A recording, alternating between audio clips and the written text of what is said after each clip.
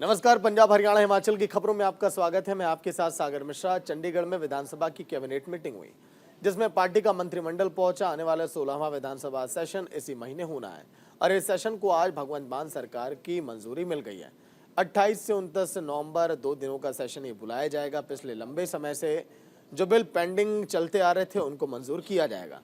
CM भगवंत मान ने बताया कि अब तक जितने भी विधानसभा सेशन हुए हैं उन सभी में पंजाब के नौजवान लड़के लड़कियों के लिए रोजगार और नौकरी के मुद्दों को लेकर बात की जाती है, लेकिन जब नौकरी देने की बात आती है तब तक सरकार बदल जाती है। लेकिन हमारी सरकार में ऐसा नहीं हो रहा है। अभी हमारी सरकार बने तो करीब 18 महीने हुए हैं और नौकरियां भी दी गई। ऐसे ही आगे भी काम किया जाएगा।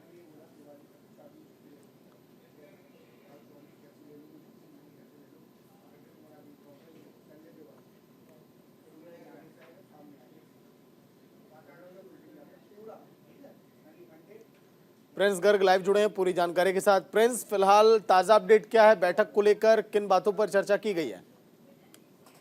जी सागर जी, जैसा आपने बताया कि आज चंडीगढ़ में विधानसभा मंत्रिमंडल की पूरी मीटिंग हुई, जहां पे मंत्रिमंडल पूरा मौजूद रहा हम्म। और वही तमाम उन बातों पे चर्चा हुई कि जो आने वाला 2 दिनी 28 और 29 नवंबर को 16वां विधानसभा का सेशन बुलाया जाएगा। उसी तरह से क्योंकि पंजाब में काफी ऐसे मुद्दे हैं जिन पर चर्चा होती है, लेकिन वो बिल पेंडिंग रह जाते हैं, मंजूर नहीं हो पाते हैं और उन बिलों पे चर्चा होगी, उनको पास किया जाएगा। और सबसे बड़ी बात यही है कि जो हम्म। नौजवान है वो देखते हैं कि बेरोजगारी पंजाब में बहुत है। जब अगर कोई पिछली सरकार वायदा करती है कि बस नौकरी निकालेंगे, तब तक सरकार बदल जाती है, लेकिन अब तक ऐसा नहीं हुआ। जब से मान सरकार सत्ता में आई है, तब से जितनी नौकरियां निकाली है वो उनको ऑलरेडी नियुक्ति पत्र भी बांट चुके हैं, जिससे नौजवान बहुत काफी खुश है। और इसी तरीके से और भी काफी जो मुद्दे हैं जो पंजाब में लेकर, बेरोजगारी को लेकर काफी अन्य मुद्दे हैं जिन पर चर्चा होनी बाकी है और काफी बिल जो पारित होंगे उसको लेकर भी 2 दिवसीय जो 28 और 29 नवंबर को 16वां विधानसभा सेशन बुलाया जाएगा, उसमें चर्चा होगी। और इसी तरीके से मंत्रिमंडल पूरे मौजूद रहेंगे।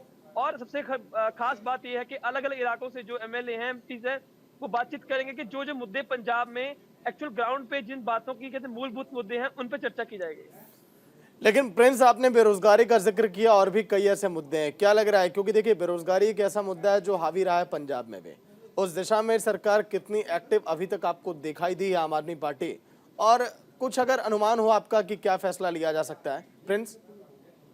सागर, अनुमान यही बात है क्योंकि अब तक जैसे आपने बात की बेरोजगारी को लेकर, क्योंकि मान सरकार ने काफी जो फॉरेन की कंपनी है उनसे बातचीत चल रही है। ऑलरेडी संगरूर में, अन्य इलाकों में जो फॉरेन कंपनीज हैं वो अपना यहाँ पे सेटअप लगाएंगी, जिससे पंजाब की जो यूथ है, जो नौजवान है, वो बाहर जाने की बजाय यहीं पे उनको जब रोजगार मिल जाएगा तो बाहर जाने की सोचेंगे नहीं। क्योंकि लोग जो सोचते हैं, अक्सर जो यूथ की डिमांड रहती है कि जिन लोगों के पास खेती नहीं होती, खेती का कारोबार नहीं कर सकते, जो मीडियम क्लास के लोग हैं, जिनके पास ना तो ज्यादा पैसा होता है बिजनेस करने के लिए, ना खेती होती है, जमीन होती है खेती करने के लिए, तो वो हम्म। लोग कहाँ जाए? उनके पास नौकरी नहीं बढ़ती, तो उनको दिल्ली और बाहर जाने की उनके पास एक ही कारण बचता है। तो उन लोगों के लिए मान सरकार अब से जो देखा जा रहा है, बाहर की कंपनी से बातचीत कर रही है, जो बाहर की कंपनी यहाँ पे सेटअप लगाएंगी और उनको प्राइवेटली यहाँ पे नौकरी मिलेगी और सरकारी नौकरी भी वो काफी निकाल रही है। इस बैठक के बाद क्या कोई रिएक्शन आया क्या कि जो मंत्रीगण इस बैठक में शामिल रहे उन्होंने कुछ बोला बैठक को लेकर? बैठक को लेकर कैबिनेट मंत्री की बातचीत हुई थी, उन्होंने यही बताया कि मान सरकार के जितना भी वायदे थे उसके उसके ऊपर चल रही है मान सरकार। उसी को लेकर अब जो सरकार ने वायदे किए थे सत्ता में आने से हम्म। पहले, उस वादों को पूरा करेगी मान सरकार और उससे भी बढ़कर करेगी। जो आपकी कहते हैं जो एक सोच होती है, सोच से बढ़कर काम करेगी और ये आने वाले 2 दिनों में जो फैसले लिए जाएंगे वो बहुत अहम फैसले होंगे। जी, शुक्रिया प्रिंस पूरी जानकारी के लिए। वहीं पाकिस्तान के करतारपुर साहिब गुरुद्वारा में बेअदबी की खबर को लेकर बवाल मचा हुआ है। बीजेपी नेता और दिल्ली से गुरुद्वारा प्रबंधक कमेटी के पूर्व अध्यक्ष मनजिंदर सिंह सिरसा ने आरोप लगाया कि 18 अक्टूबर को गुरुद्वारा के परिसर में पाकिस्तानी अफसरों ने शराब और नॉनवेज का सेवन किया। उन्होंने एक्स पर एक वीडियो पोस्ट कर बताया कि करतारपुर गुरुद्वारा प्रशासन ने करतारपुर साहिब परिसर में डांस पार्टी आयोजित करके गुरुद्वारे को अपवित्र किया है। वहीं सिख छात्र फेडरेशन ग्रेवाल ने अकाल तख्त साहिब से इस पार्टी के खिलाफ कार्रवाई करने का अनुरोध भी किया है।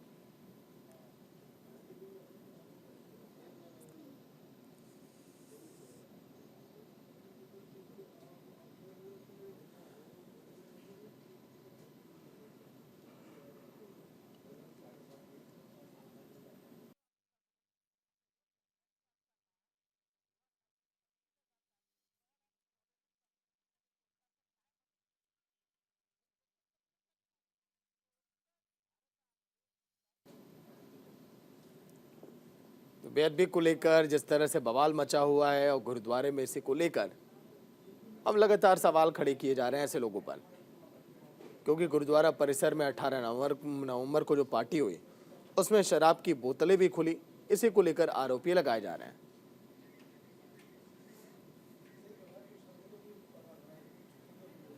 वहीं मुक्तसर साहिब में किसान जत्थेबंदियों के संयुक्त आह्वान पर पूरे पंजाब में डीसी कार्यालय के बाहर किसानों का आक्रोश प्रदर्शन जारी है।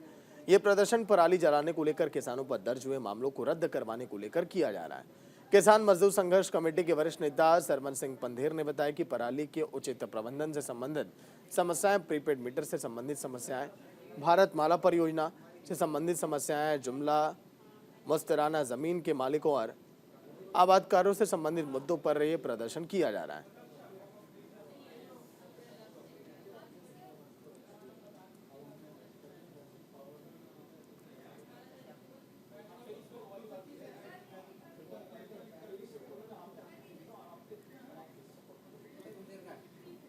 वहीं पंजाब के तरनतारन में बीएसएफ और पुलिस को सफलता हाथ लगी। बीएसएफ और पुलिस की टीम ने तलाशी के दौरान खेतों से एक ड्रोन भी बरामद किया है। डीएसपी प्रतंदर सिंह ने मीडिया से बात की और बताया कि 23 अक्टूबर को 10, 11 और 12 एयरक्राफ्ट एक्ट 1934 के तहत बीएसएफ बीओपी की सूचना पर मीनावाला खेमकरण में अज्ञात व्यक्तियों के खिलाफ मामला दर्ज किया गया था, जिसके बाद पंजाब पुलिस और बीएसएफ के सर्च ऑपरेशन के दौरान हरभजन सिंह निवासी मेहदीपुर के खेत से चीन निर्मित ड्रोन बरामद किया गया।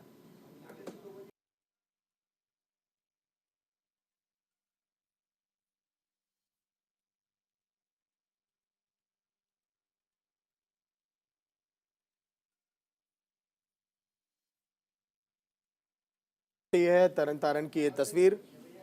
यहाँ पर बीएसएफ और पुलिस की टीम को बड़ी सफलता हाथ लगी है।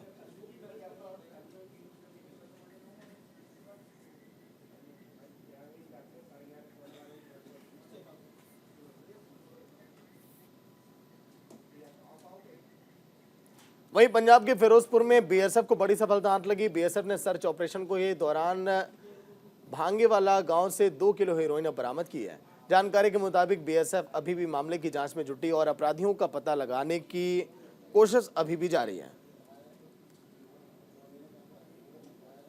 2 किलो हेरोइन यहां पर जब्त की गई। पंजाब में लगातार नशे की खेप जिस तरह से पकड़ी जा रही है, वाकई में चिंता की बात।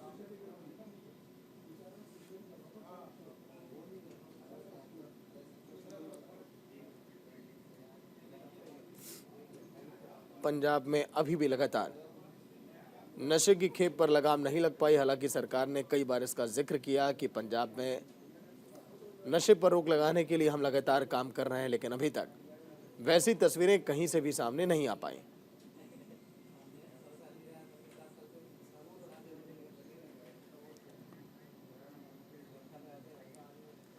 वहीं अमृतसर देहात के थाना लोपोकी पुलिस को बड़ी कामयाबी लगी है, जहां पुलिस ने हेरोइन और 13,50,000 रुपए ड्रग्स की मनिया जब्त की है।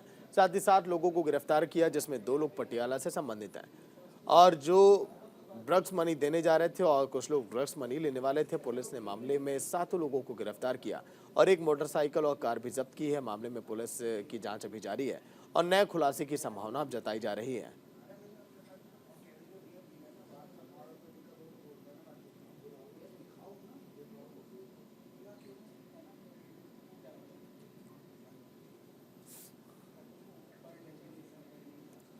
तो पुलिस ने देखिए 7 लोगों को गिरफ्तार किया, जिनके पास से भारी मात्रा में नशे के पदार्थ बरामद किए गए। पुलिस अब पूछताछ कर रही है कि आखिर इनका कनेक्शन कहां से जुड़ा है और कितने मामलों में पहले ये शामिल हो चुके हैं।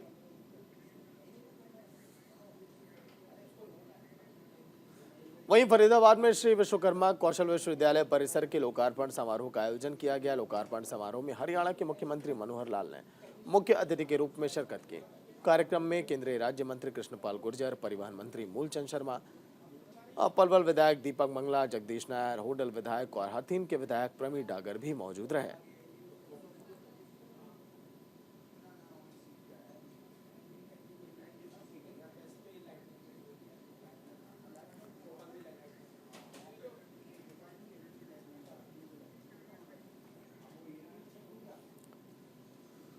कौशल विश्वविद्यालय का लोकार्पण समारोह, जहां पर सीएम मनोहर लाल भी मुख्य अतिथि के रूप में यहां पर शामिल हुए।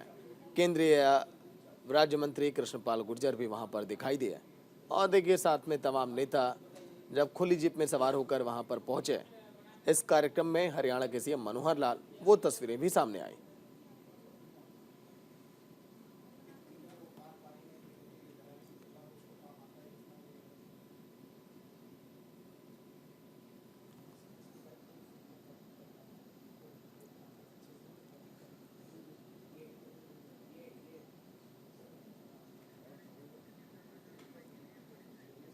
वीना अरोड़ा लाइव जुड़ गई है पूरी जानकारी के साथ। वीना, केंद्रीय राज्य मंत्री भी यहाँ पर शामिल हुए, सीएम मनोहर लाल भी शामिल हुए इस बड़े कार्यक्रम में।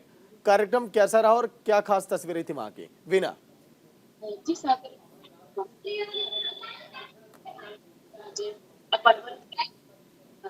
वहाँ पर वीरांगना थी, वहाँ पर पहुंचे थे और वहाँ पर उन्होंने वहाँ पर पहुंचकर कई योजनाओं का जो उद्घाटन किया और ये भी कहा कि जैसे ही महारानी लक्ष्मीबाई का नाम आता है वैसे ही इन वीरांगनाओं का नाम भी आता है, जिनको सरकार की ओर से इनकी जयंती भी मनाई जाती है। वहाँ मुख्यमंत्री मनोहर लाल खट्टर के साथ हरियाणा सरकार के अन्य मंत्री या अन्य जो बड़े नेता थे, मंत्री थे, वो भी वहाँ पर मौजूद रहे और उनका ये कहना था कि यहाँ पर सरकार की ओर से जो भी यहाँ पर महापुरुष थे उनको भाजपा की सरकार में है जो उनको याद किया जाता है और उनके नाम की राज्य स्तरीय जो जयंती है वो भी मनाई जाती है। जी सागर। लेकिन वीना, अगर बात करें तो इस कार्यक्रम का मुख्य उद्देश्य क्या था? मेन संदेश यहाँ से क्या दिया सीएम मनोहर लाल ने, वो भी एक बार बताइएगा। जी सागर, बिल्कुल मैं बताना चाहूंगी इसका मुख्य उद्देश्य ये था कि जिस तरह भाजपा की सरकार में नरेंद्र मोदी द्वारा महिलाओं के लिए तरह तरह की जो घोषणाएं भी की जा रही हैं, जैसे कि बेटी बचाओ बेटी पढ़ाओ का अभियान भी नरेंद्र मोदी जो भाजपा की सरकार में शुरू किया गया था, उसी तरह जैसे ही जो पलवल में जिस तरह के ये रानी जो लक्ष्मीबाई झांसी की जो वीरांगनाओं की धरती है उसको जो कहा जाता है, उसी तरह उन्होंने उनका ये इस कार्यक्रम में पहुंचने का मकसद यही था कि महिलाओं को हर तरह से समाज में आगे बढ़ाना है और उनको समाज में एक संस्थान दिलाना है, क्योंकि सरकार की ओर से महिलाओं को पहले भी आरक्षण दिया गया है, हर तरह की सुविधाएं जो है महिलाओं को दी जा रही हैं और हर तरह की मोदी भाजपा सरकार की ओर से महिलाओं के हर तरह के भविष्य में जो भी उनके लिए काम हो वो किए जा सके। जी सर। वीना, जब तस्वीरें सामने आई खुली जीप में सवार होकर कार्यक्रम में पहुंच रहे थे सीएम मनोहर लाल, तो कौन कौन से नेता हरियाणा के उनके साथ इस कार्यक्रम में शामिल हुए, ये भी एक बार बताइएगा। वीना जी सागर, बिल्कुल यहाँ पर उनके साथ मूलचंद शर्मा जो थे वो भी मौजूद थे, मुख्यमंत्री मनोहर लाल खट्टर मौजूद थे, वहाँ के जो विधायक थे वो भी मौजूद थे और उनके साथ जो कार्यकर्ता थे, जिला अध्यक्ष, वो भी अन्य जो नेता और मंत्री थे वहाँ पर मौजूद थे। जी सर। चलिए ठीक है वीना, लौट कर आऊंगा। तस्वीरें हम आपको दिखा रहे थे जब इस कार्यक्रम में तमाम दिग्गज नेता पहुंचे हरियाणा के। वक्त है फिलहाल एक छोटे से ब्रेक का, खबरें लगातार जारी हैं।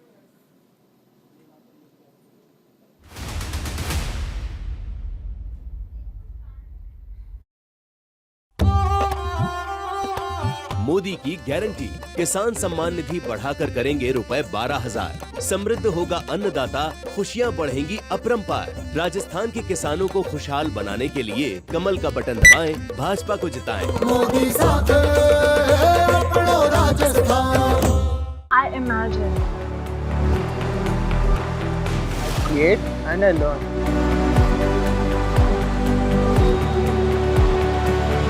With my university.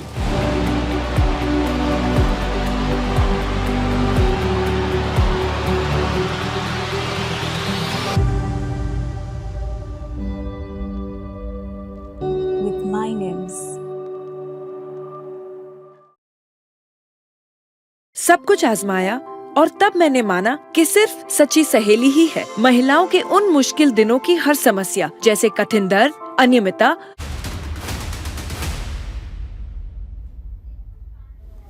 चलिए ब्रेक के बाद आपका स्वागत। जेल से बाहर आएंगे डेरा प्रमुख राम रहीम। राम रहीम को मिले 21 दिन की फरलो। बागपत आश्रम में रहेंगे राम रहीम। अपने निजी कारणों की वजह से उन्होंने फरलो ली है, पैरोल से थोड़ी अलग फरलो।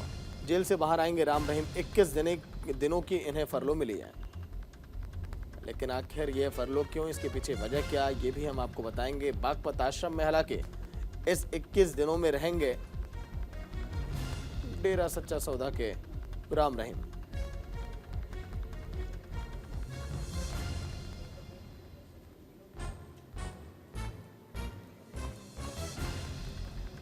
वीना अरोड़ा लाइव जुड़ी हैं पूरी जानकारी के साथ। वीना, ताजा अपडेट क्या है राम रहीम की फरलो को लेकर?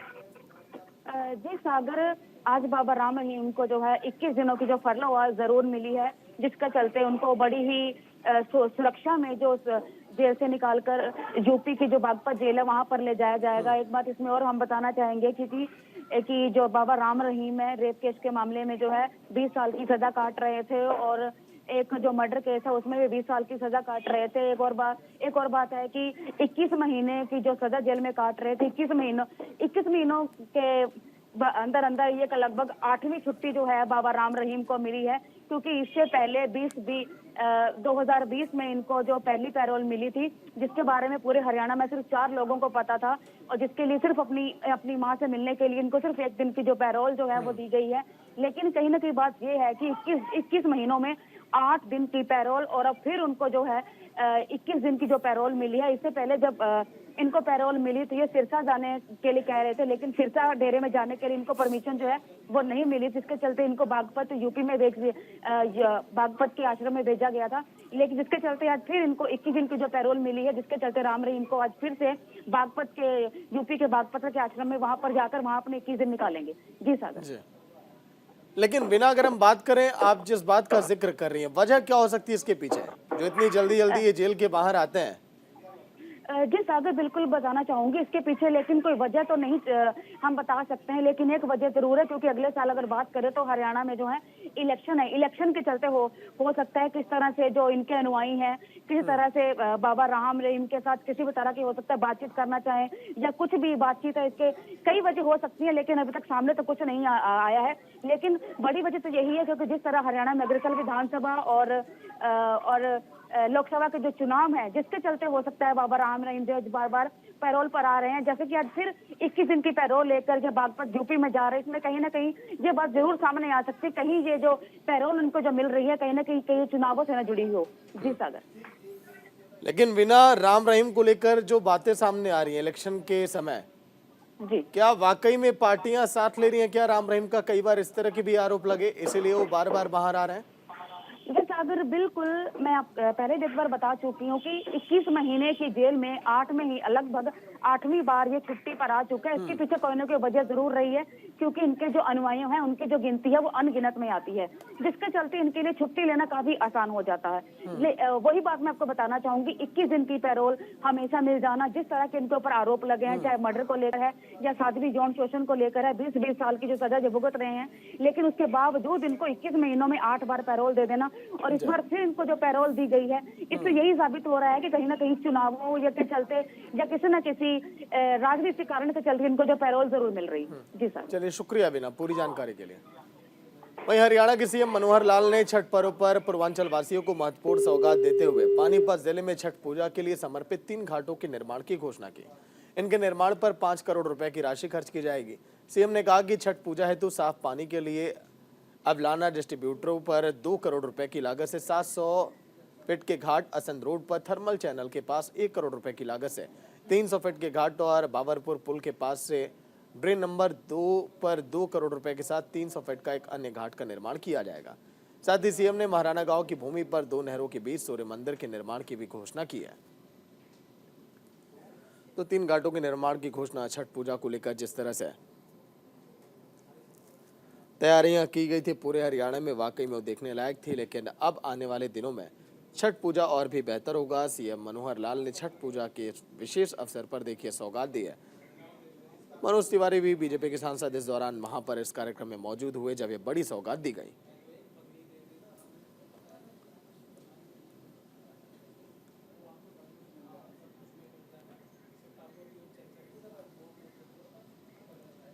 वहीं फरीदाबाद में छठ पूजा का आयोजन किया गया। इस दौरान करीब 50,000 श्रद्धालुओं के पहुंचने की उम्मीद जताई जा रही है। एनआईटी विधानसभा में जंगली महादेव मंदिर में कार्यक्रम का आयोजन किया गया। भक्तों ने बड़ी श्रद्धा से छठ माता का पूजन किया। तो छठ पूजा के दौरान की तस्वीरें जहां पर भारी तादाद में देखिए लोग इकट्ठे हुए। फरीदाबाद हरियाणा की ये तस्वीरें। और छठ पूजा व्रतियों को सीएम मनोहर लाल ने भी हालांकि इस बार बड़ी सौगात दी है।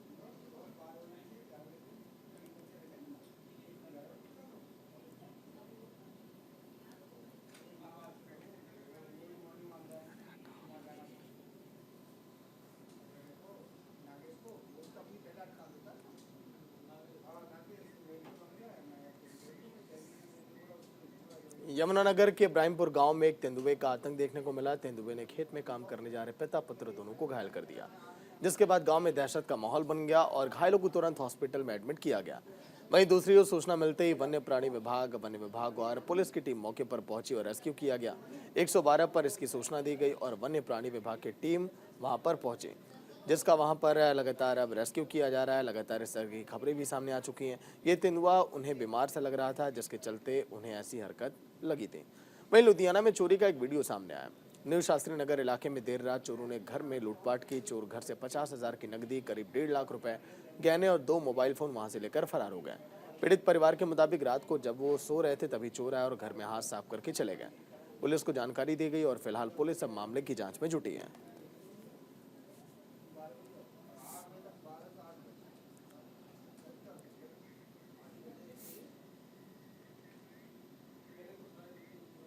चलिए इसी के साथ बुलेटिन में इतना ही। देखते रहिए न्यूज़ इंडिया। नमस्कार।